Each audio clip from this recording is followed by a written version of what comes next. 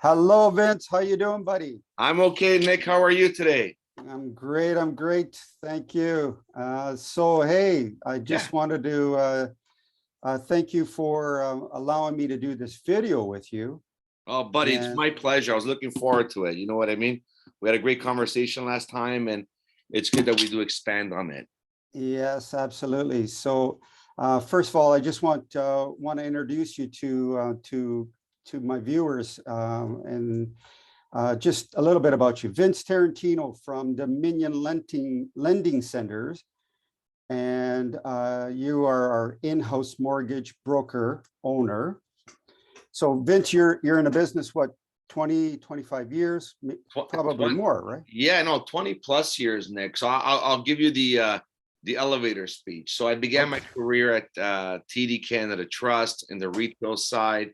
I moved from right from the bottom, from teller to assistant manager to the mortgage sales force, mobile mortgage specialist, and then I, I found it a little difficult, not the bank or the product. It's just that you're meeting clients, and they're telling you their fears, their wants, their anxieties, and then only to go back to them because being with the bank, right, you only have that one product, and it was kind of like tough to go back. So I'm sorry, you don't fit within our specific bank guidelines. So I decided to make the move into the broker world back in 2007. And then shortly after, I joined Dominion Lending Centers, which is the Dominion Lending group of companies is the biggest mortgage brokerage in Canada. We fund, I believe, like 78 billion plus dollars a year. I think that's, if I'm not mistaken, and please, I don't want to be out of school here or quote me on this. If I'm not mistaken, that should be like bigger than the five banks put together with the originations. So I purchased a franchise. I'm a proud franchise owner. We have 13 agents spread across Vaughan, Pickering, Brampton, downtown Toronto, and myself. As you know, I have a couple of offices here in Vaughan. That's my home base, and one of them being an in-house with Remax Premier with you guys, right? Yeah, So it's been yeah, pretty absolutely. exciting. Yeah, No, so that's basically it. I guess what we can offer the clients at this point over here is that sound advice, expert advice, but we have more than one product, Nick. And I think that, and this is the key, because everybody's different. Not everybody is the same, fits into the same product, the same yeah, mortgage. So we are specialized. Like I do, you know, I do consider myself an expert in our field. We do a lot of residential, commercial, and private mortgages. yeah. No, I understand.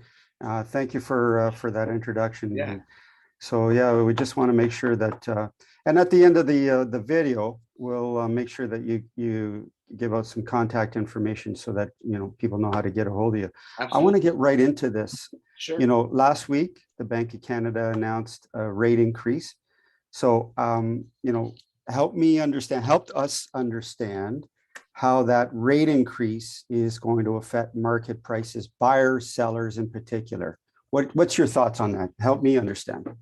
Yeah, no worries, Nick. You know what? I'm going to answer in a two-part question. First of all, I have a lot of these questions daily. And the first Right. question is, hey, why are they doing this? Like, how long is this going to last? What does this mean? Right. So I'm going to jump into the nitty gritty. Okay. Right.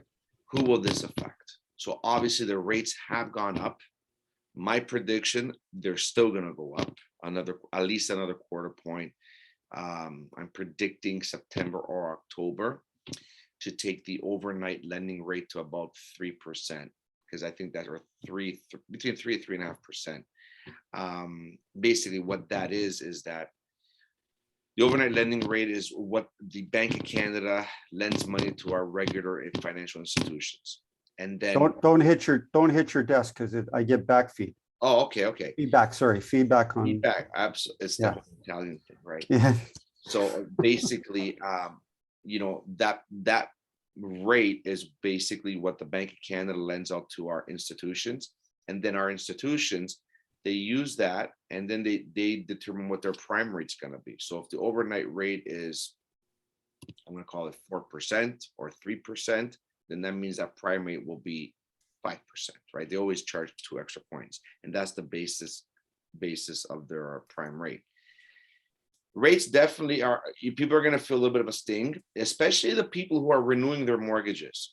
So if Yeah. somebody was, comfortable, regardless if it was fixed or variable, if somebody was, comfortable paying an $800,000 mortgage at 2.5 or 2.6%, and their rate was, $3,000 a month, be prepared that if they come to renewal, and right now institutions are offering anywhere between 4.94% to 5.99%, that monthly payment can increase dramatically. It can increase from $3,000 up to $5,000 a month. So you Mm. can see where the stress is going to be there, right? For people with a fixed income, that could be a real issue. This is the reason why I'm telling people, look, you know what? You haven't really felt it yet, but if you have disposable income, the first thing you should do is just pay off any credit cards or just cut the fat. This is the time we have to cut the fat. And I've been reading articles about this like all week.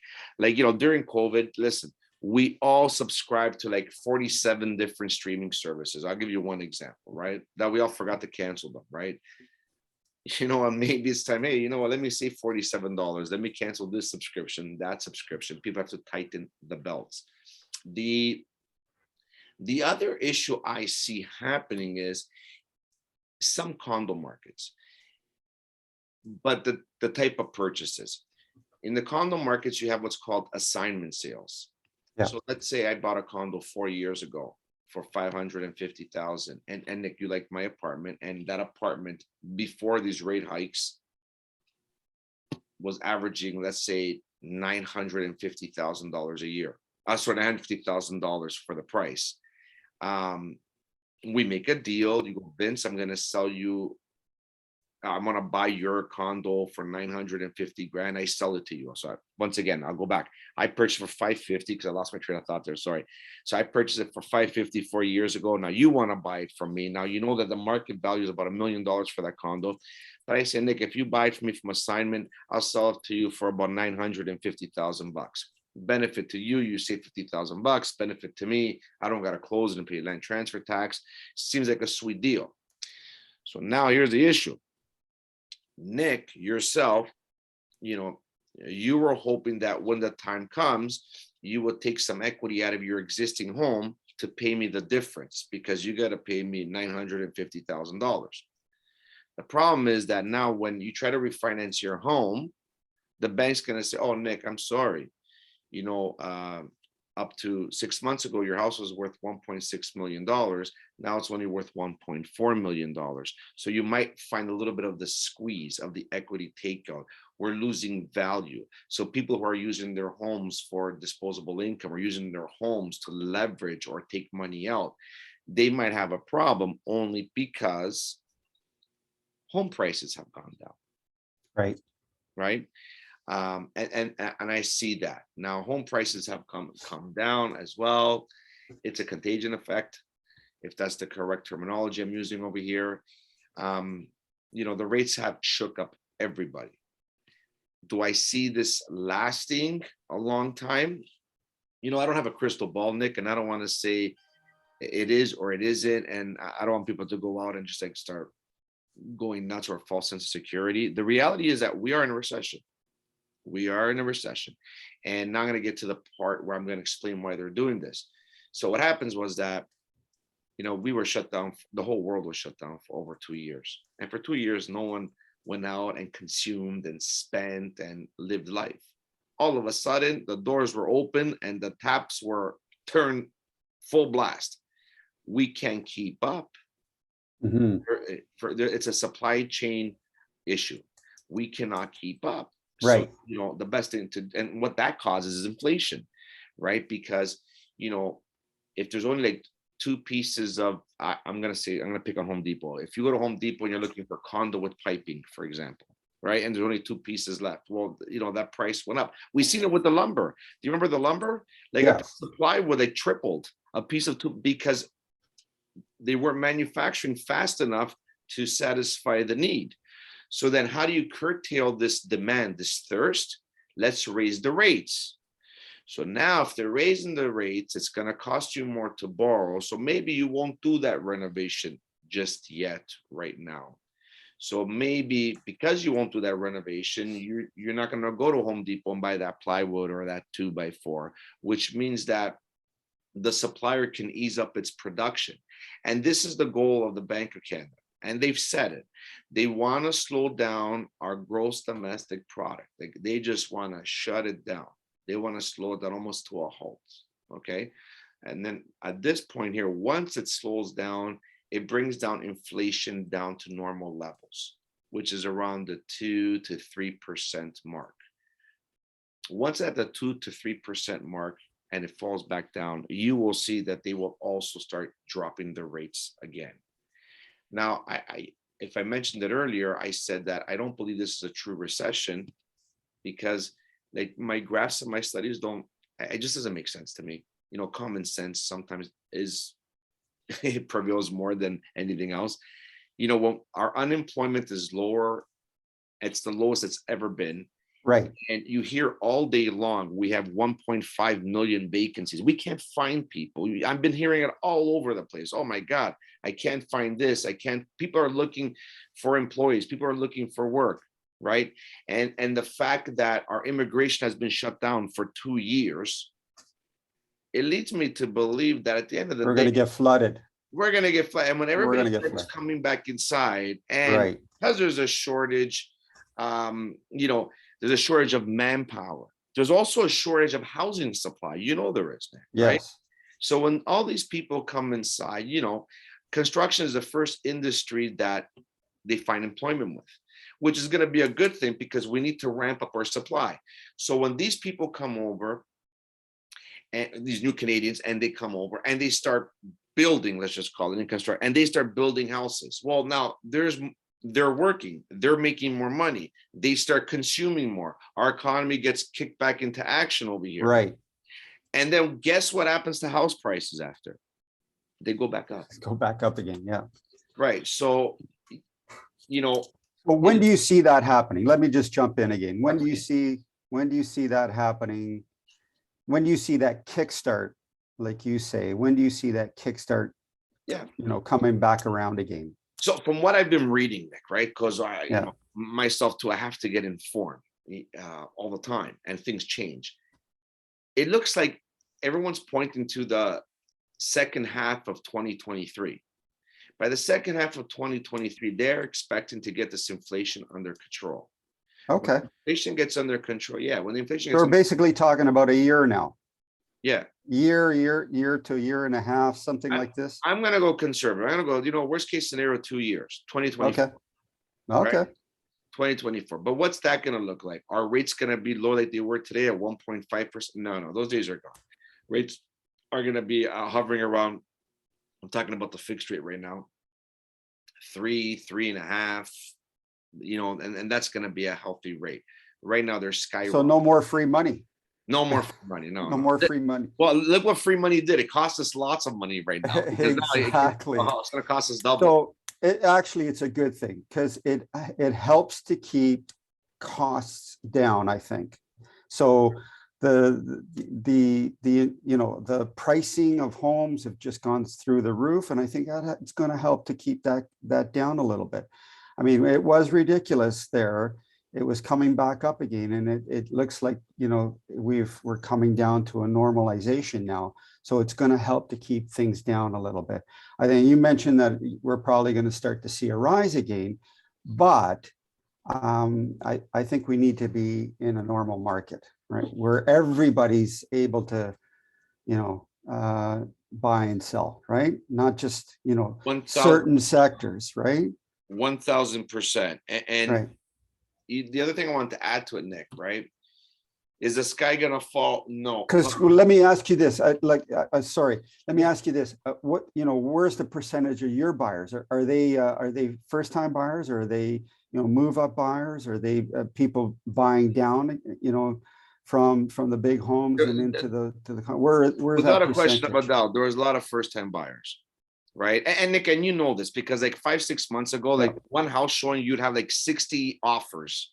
There was multiple listings, right? So, you know, for those people that got cut out, that couldn't get the house, right? Like only one person ended up buying that house. The other 59 people had down payments, have solid jobs.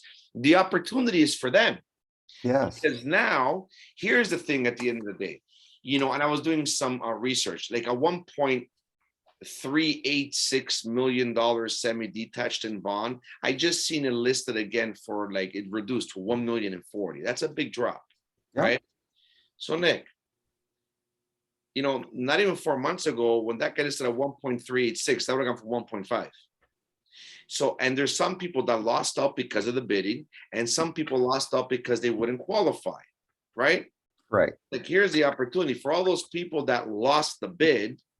They can buy that same property for almost $300,000 less. Yes. Yes, the rate's going to be higher, but here's the funny thing. They will probably qualify now because the amount they have to mortgage for is less. And at the end of the day, this is what you have to ask yourself. It's either you're paying a higher price and a low rate, or a lower price and a higher rate, right? That's the curve right there. Right. People are still going to buy. People still need shelter.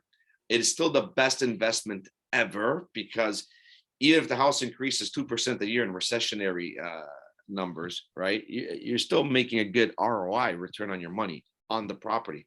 Now, for investors, no, this market's not good for them at all. Of course not. It's not going to be good.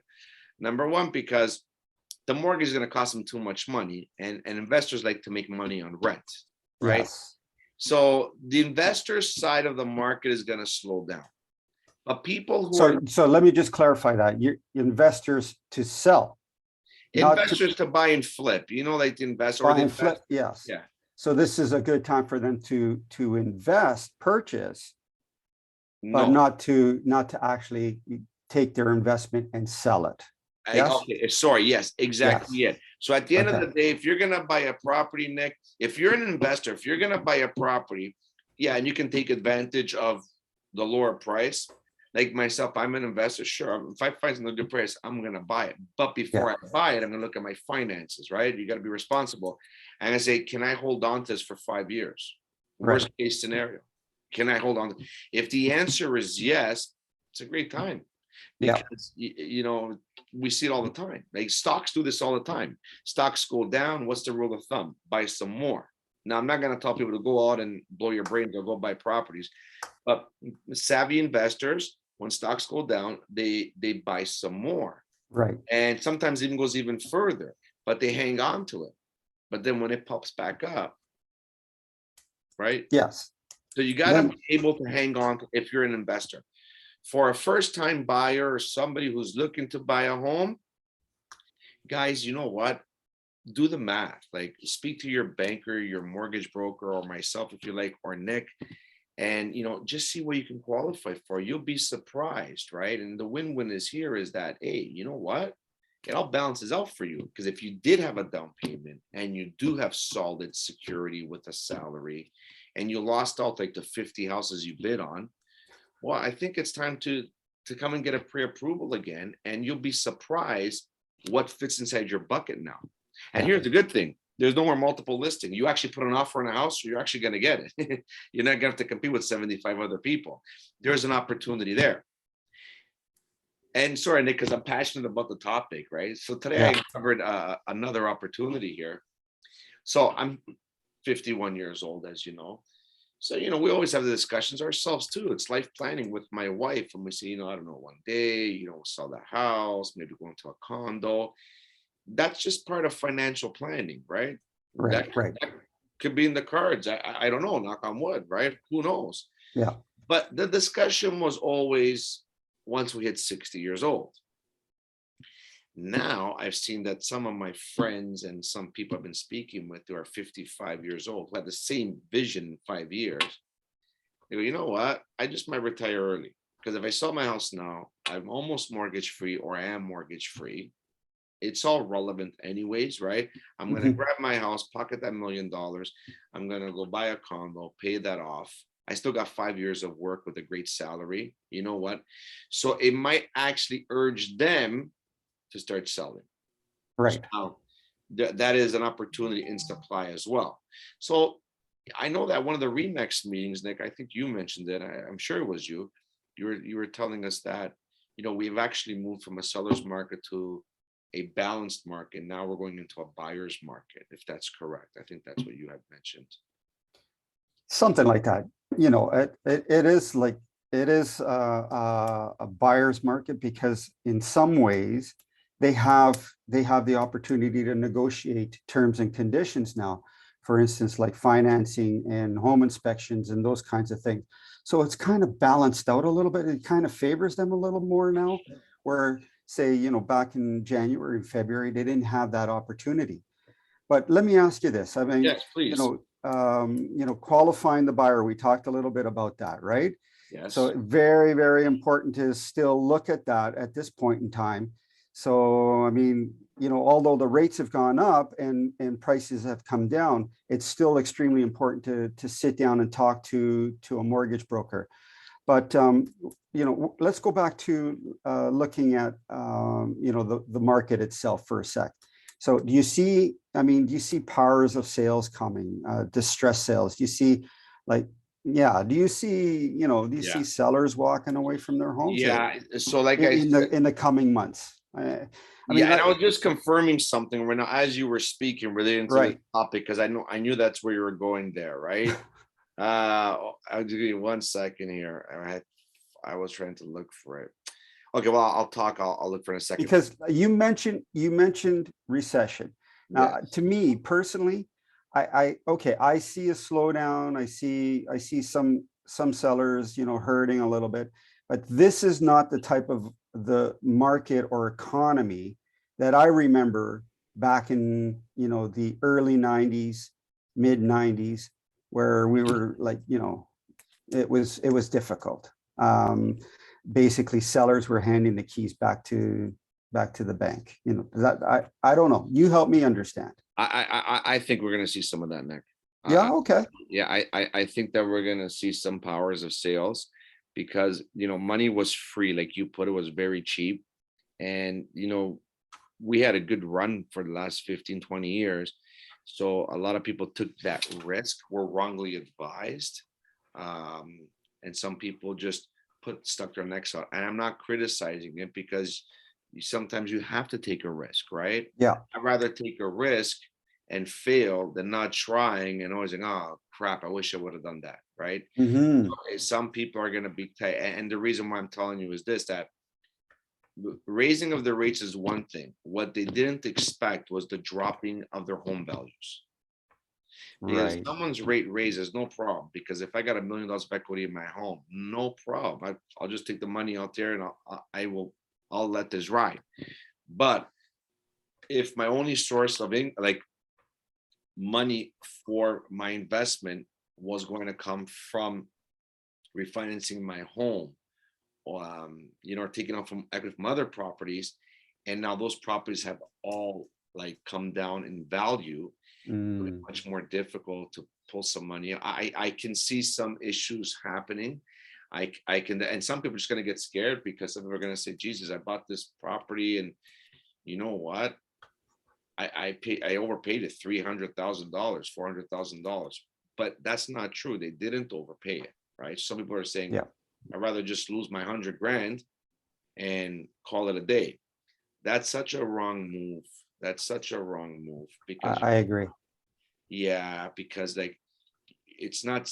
I had one guy trying to make sense of it. He goes, "Oh, you know what I'll do? I'll just lose my 100 grand, and then I'm gonna go buy it again." And it's not gonna happen like that. You know what? You're better off save that 100 grand, right? And listen, if you're willing to lose 100 grand, then you should be willing to add money to this property. You know what I mean? At that point there, and you let the property ride and speak with professionals. There's many listen, a lot of people cannot afford properties. A lot of people are going to have to rent, right? So don't be too quick to the jump. But some people, I'm telling you, Nick, they're at their wits' end right now, and they've made the wrong moves, or I can't explain it. I won't criticize. No, I agree. I see it. And the rental market is just exploding right now. Okay, so variable variable or fixed mortgages? Which do you think is fits the buyer? I mean, obviously everybody needs to look at their situation, but what's your thoughts on variable versus fixed?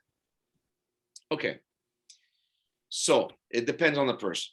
Mhm. Hands down, I get a new couple coming inside, and if you guys are listening to me right now, this is what's going to happen. If you're a new couple, first time buyer, and you're purchasing a property, and you have less than 20% down, we'll start with them, the high ratio deals. I really don't care how much better the variable rate is. I'm going to put you in a fixed. And the reason behind it is that I need you to budget. And I need you to know that every month your payment's going to be the same.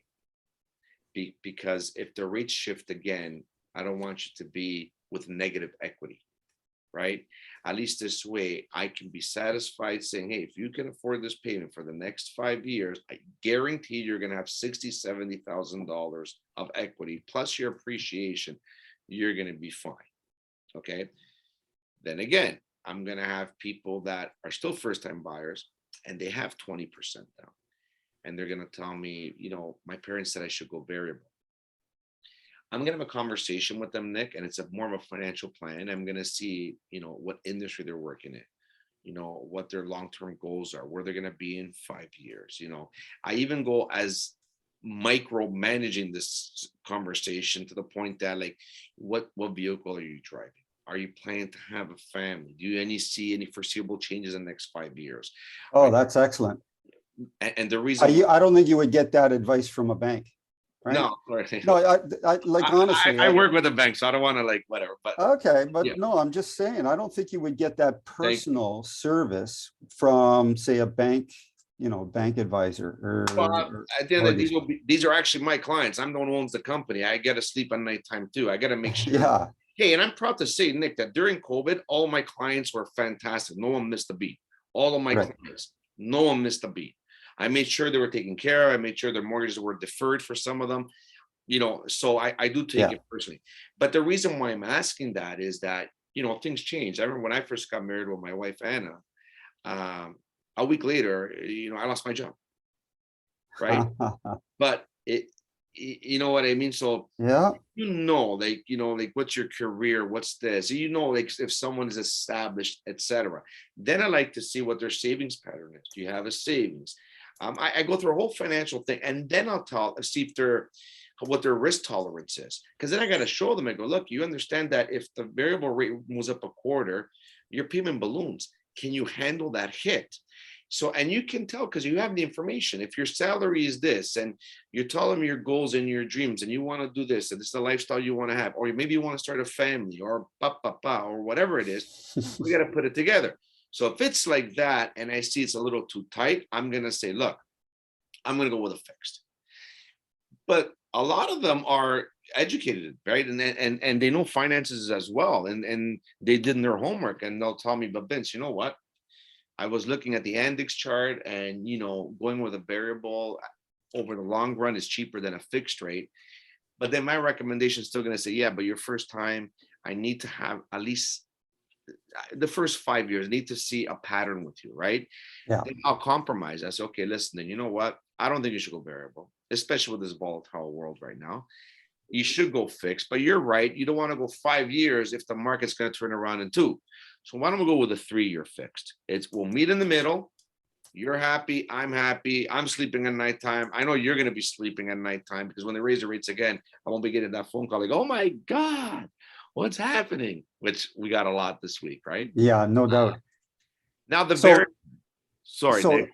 yes, okay, so sorry. And so should they be going short term right now, like 2 years with, It depends on the clientele, the down payment, and after I do my assessment of them, right? But right now, first time buyers, they're coming in the market, it's already an anxiety. It's already anxious when you're buying a home, right? Yeah. So I don't want no surprise. I need them to know that X amount of money so they can start living together. X amount of money goes to the mortgage. Just get that savings plan happening. Yeah. Now, oh, so sorry, buddy. I keep interrupting. I want to ask the second part about the variable because we're not talking about the variable. Okay. So, and how do you decide, where they go to, versus A lender versus B lender? How do you decide that? Okay, well, it's a no-brainer, right? So there's a couple of things we look at. Obviously, Just wanted to bring that up, by yeah, the way, yeah. because, So A I'm lender, B lender, C lender, yeah, so and obviously. I'm gonna start off by saying I will guarantee to get you the lowest rate that you can qualify for, right? With that Okay. being said, so a lender is, there's three things when you have to get a mortgage you want to achieve: low rate, cash flow, what's the payment going to be, and the third one, at the end of this term, how much have I paid this thing down? Those are the three things we focus on all the time, regardless, right? Okay. Sometimes someone comes inside with a little bit of a shade, that's shady, of a tarnished credit score. Well, that's not going to A-land. Like especially nowadays, AAA banks want clean as whistle credit scores. They want verifiable income, and you got to qualify. We're in that box. You can't be 1 point over with their TDS, their total debt service. Right. What that is, and every lender uses it, it's basically the total debt service, which means that any more, like when you're qualifying for a mortgage, they're going to calculate what that mortgage payment would be annually, plus your taxes, plus your heat, plus your hydro, plus any other debts you have annualized, right? And that total annual obligation cannot exceed 42% of your combined income. If you're 42.5, you're still declined in bank land, right? Really? That's Wow. very strict. So obviously, we send everybody to A-land. Then if there's something that doesn't work out, like maybe the traditional lenders, sorry about that, the traditional lenders do not like the income, or they don't like the credit score, or they just don't like the down payment, or whatever the issue is, right? We have what's called the B lender. So a B lender is a little bit more flexible. So let me give you an example. If someone is self-employed, someone owns a nail salon, and for 10 years, but their income tax shows they make like $30,000, and there's nothing wrong with that, because it's your right. Your accountant can write off everything, and you're trying to save some tax money, right? We get it. So B lenders are more empathetic towards that, in the sense that they'll say, okay, to get this mortgage, you got to show you make $80,000. Your T1 generals are showing $25,000. Why don't you give me 6 months of your business bank statements, and almost like a forensic accounting? So they'll say, okay, you've been depositing $30,000 a month. Your rent is $3,000 a month. You got 2 employees, $5,000 a month. So they can reconstruct a stated income, and they will accept that. Now, the rate might be a little bit higher, but you're in your home. So I'm going to repeat that, because sometimes people say, oh my God, it's costing me an extra $500 a month than the bank would have charged me. And I say, yeah. And that's an extra $6,000 a year. But to get this mortgage, you have to show $90,000 gross a year, which means you have to pay $35,000 in income tax. How much income tax did you pay this year? You showed you only made $30,000. So it's your choice. Either pay $6,000 more a year, or 30,000, or do a legit, like, sorry, it is legit. Like, then pick up a T4 and start paying into income tax, right? Don't take advantage of all the tax laws we have, right? So it's a correlation, right? It's like there's always something, almost like the house prices. Either house prices are high and rates are low, or vice versa. But Nick, before I forget, I was trying to talk about the variable. Yeah. So the variable, that's what I was trying to say. Yeah. The variable is still a good rate. The variable, for example, if Nick, let's say you're an existing homeowner and you got like under 50% loan to value. What that means is that, let's say your mortgage is less than 50% of the value of your home, I would still say, but yeah, man, go with the variable. Still Okay. go. Because you know what? If you still got a variable, let's say a prime -1, right? You're still in the threes, right? You're in 3.5, 3.7 range, 3.8 range. I didn't confirm the rates this morning, but to go fixed at 4.99 to 5.99, Yeah. you could play the market because you're a little bit more established. Do you understand? And even if the variable rate does go up, the great thing about a variable rate, the way that product works, is that more always goes to the principal than the interest when it's a variable rate, rather than a fixed rate. The way that's devised in the beginning, more goes towards the interest and the principal. So every person is different. So that's where you like to cut it off at around 50%. No, Nick, I'm not going to say that, right? It depends on the person. Like if you come to me and you say, Vince, you know what? I'm not going to say you because I know you've done well for yourself. But let's say someone else comes up and says, oh, listen, I have a house. It's 60% mortgaged. Can I go with the variable? Once again, I go through that assessment. I see the type of client he is. I look at his risk assessment versus risk tolerance. Like if the rates go up at nighttime and your payment goes $200 a month, is that going to upset you? If that is, then no, we're going to go fixed. And same discussion. Well, you know what? I believe that the rates are going to go down a couple of years and I don't want to be stuck for 5 years and pay a penalty. You're right. Then you know what? Go with the short term. Yeah. So every person is custom made. Every person is custom made, right? Yeah. Sorry, Nick. My former. It's cool. It's cool. See, people are calling about the rates, right? So okay, so quick question here. Is the Bank of Canada still using the stress test? Yes. On mortgages? Yeah. Yeah, that's a good question, Nick, right? And so where are they, where are they sort of qualifying there? Like what's the limit there? Okay, so yeah, the rule is, yeah, there's been a lot of rules the last couple of years. I know, tell me about it. Yeah, I mean, the rules are so far-fetched that we don't even know where. Yeah, no, but I'll try to make it simple. So yeah, first off, any purchase over $1 million. Okay, so just real quick here, where did it start? Where did it start?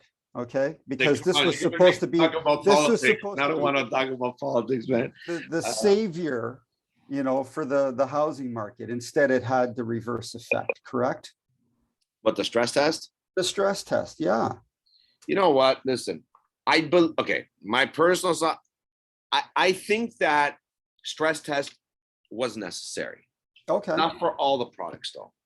I think the stress tests, if someone was going to get a 5-year fixed mortgage, I don't think there should have been a stress test, but only on the agreement that if they break that mortgage before 5 years, this is what I would have done.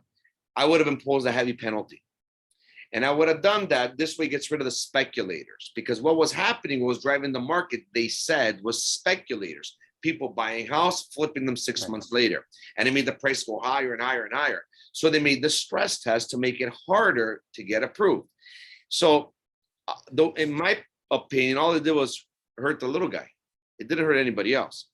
So I believe that when it came to a fixed rate of 5 years, they shouldn't have used the stress test. Now, remember what I'm saying, because it actually, I got to add like an asterisk to that.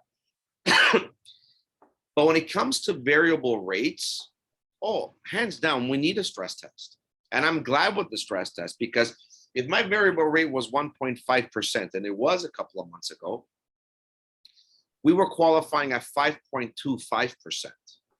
That made me feel good, because like those established clientele that are in variables right now, they haven't called me, because I know they can afford it, because we qualified them at 5.25%, right? So they're okay. They're okay. But when it came to the fixed rate, they didn't need the stress test. Now, I'll tell you the reason why, and then I got to talk about that asterisk. If I forget, remind me. I began by saying one of the new rules is that anything over $1 million, you have to put down 20% down payment. You follow me? You know that, right, Nick? Yes. Okay.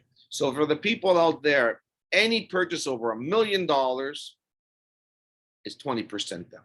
From $1 million up. So up to 999,999. No. $1 million plus, you have to put 20% down. We'll start with that. Now that's called, a conventional deal. just to keep it simple, because Yes. there's many terms now. They've added new terms now too. So to qualify for that, if this is what they'll let us do. If the rate today, the best 5-year rate I can get you on a fixed rate is 4.99, I have to qualify you on that rate plus 200 basis points. I have to qualify you at 6.99. So basically 7%. So what happens, that takes away from your buying power. Right. Okay.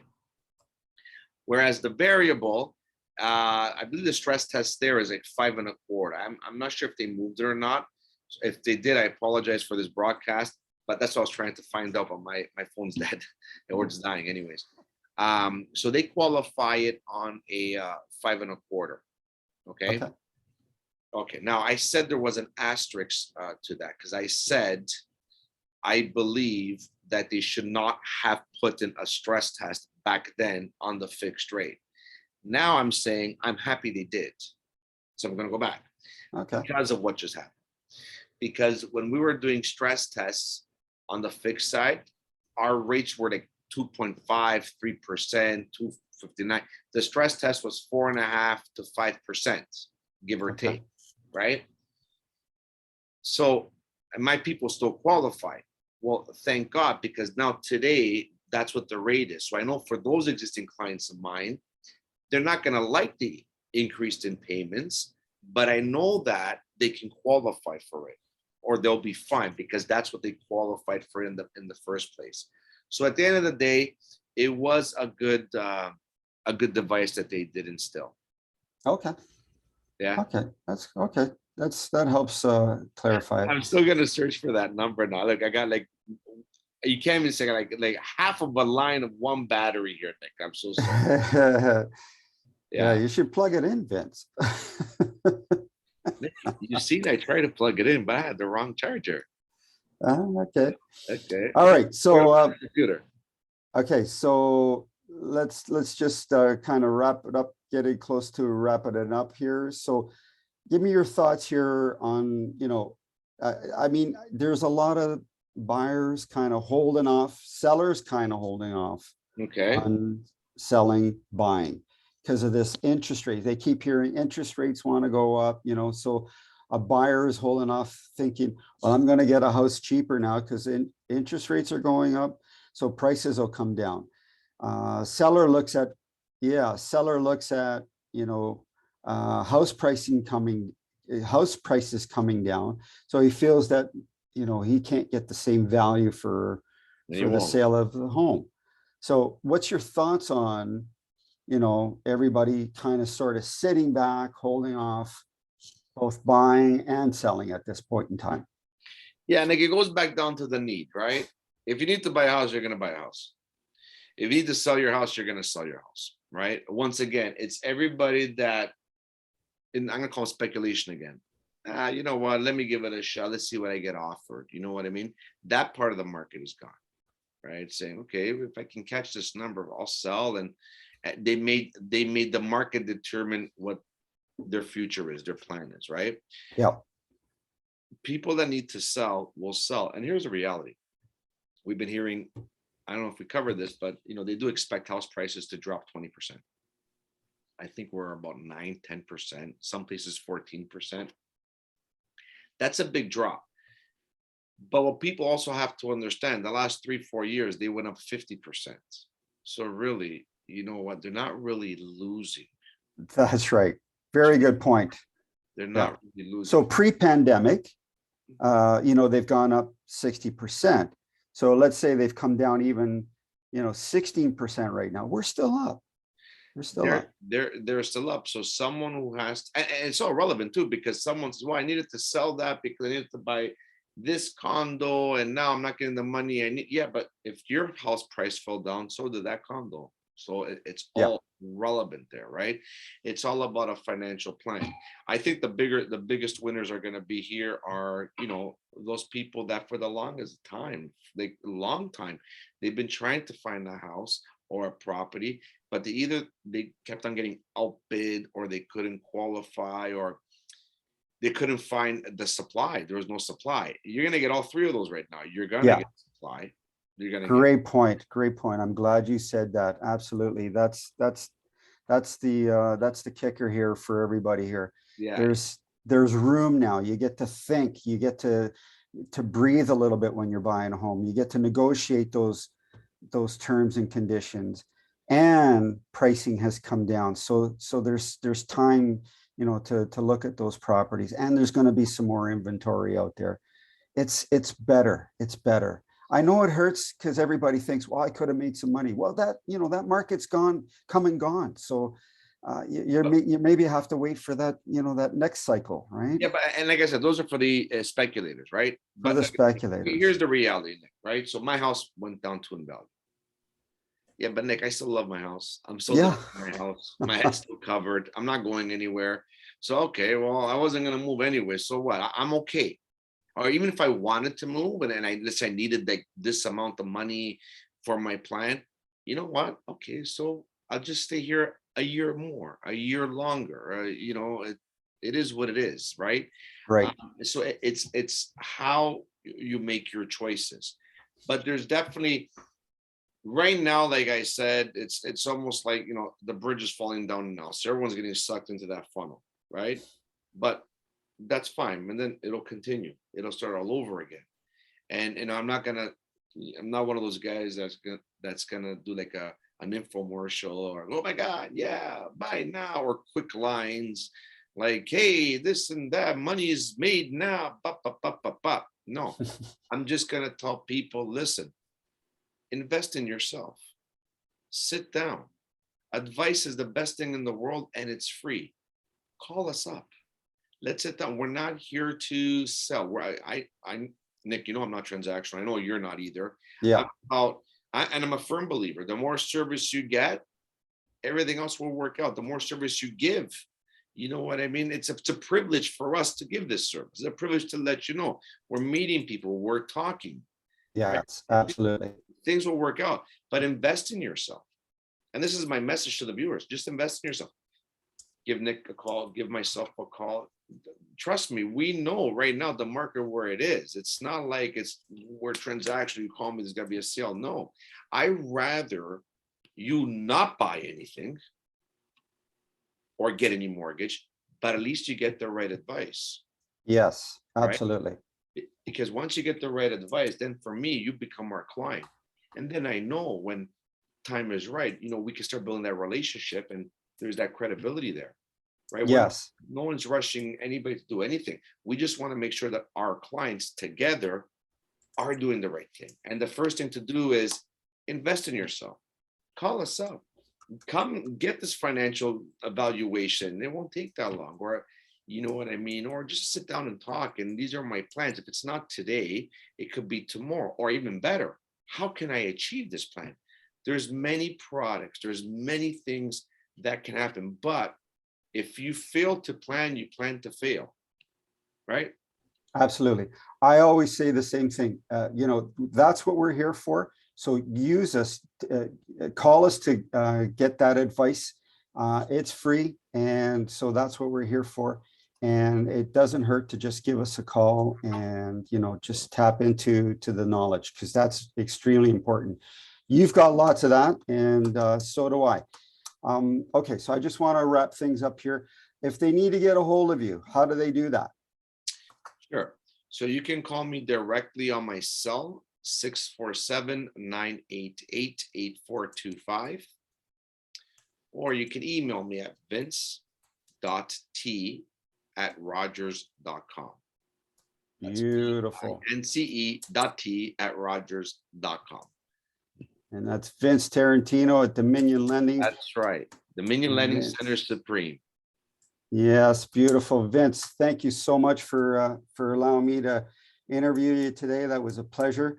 And just wanted to say, I hope everybody's enjoyed this video today. Please like, share, or subscribe. And thank you for everybody for listening in. Hope to see you guys on the next one. Everybody, take care. Bye for now. Bye, Nick. Thank you. Bye now. Take care.